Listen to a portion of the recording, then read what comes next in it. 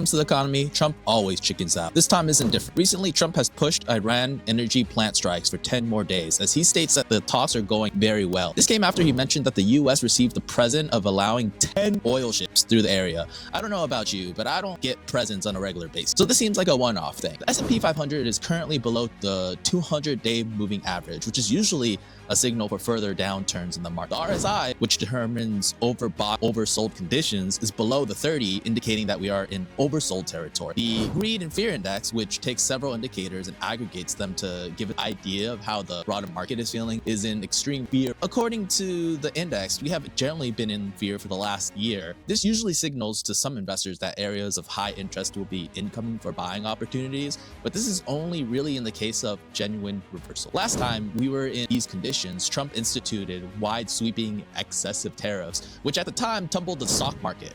He toggled back then, and that was the catalyst for further market rallies. But can he do it this time? Invented by a farmer, the Benner cycle has been used by some long-term investors to attempt to predict market movements. This chart states that the 2026 would be a time of high prices and would be an optimal time to sell stocks. Well, seems like these big players believe that as well, as we've been seeing mass sell-offs as of late.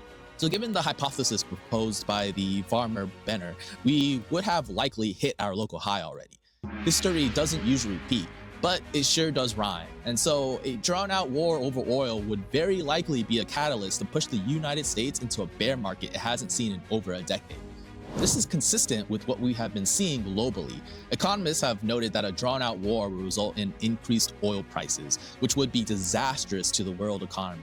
A drawn-out battle seems pretty likely as well, as the US is demanding that Iran dismantle its nuclear sites, as it cites that over the years, Iran has been enriching more uranium than it would be appropriate for power usage.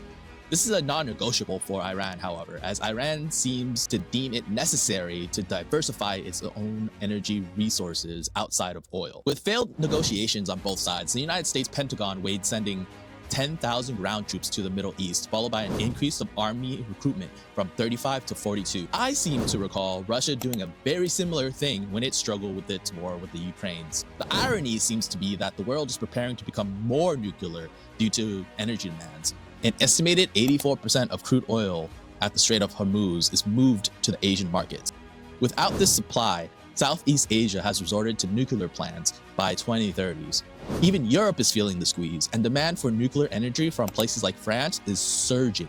So with global attitudes toward nuclear energy shifting, it seems Iran is finding more moral imperative to justify itself when it states it has no plans for negotiations with the United States. And what we learned in the Vietnam War was that a nation only really loses if they give up, and Iran does not show any signs of giving up anytime soon.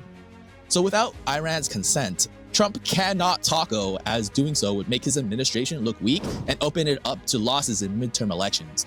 Economically, it would be disastrous, as Iran has tasted power over the strait and is looking into formalizing a plan to charge fees and institute a toll in the area, effectively increasing prices for oil for everyone anyway. So even though he wants to, no tacoing out of this situation, unfortunately. Oh yeah, and the Dow Jones